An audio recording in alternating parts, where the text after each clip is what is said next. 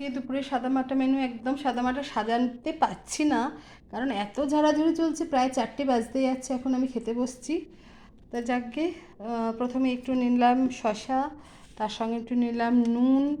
আচ্ছা, তিলের বড়া করেছিলাম সেই দুটো নিলাম, এইসব নুন হাতেই নিয়ে নিচ্ছি, কিচ্ছু করার নেই। আচ্ছা, ইলিশ মাছ ভেজেছিলাম তার তেলটা নিলাম, আর ইলিশ মাছটা নিলাম। আচ্ছা, এটাকে খাবো একটা, লঙ্কা ছাড়া কি আর ইলিশ মাছের তেল আর লঙ্কা ছাড়া কি মানায়? ভালো লাগে না।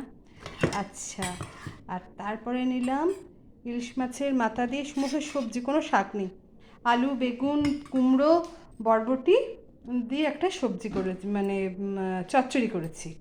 আচ্ছা, এটা না পরে বাড়বো, আর এখন আর দেখাতে পাচ্ছি না।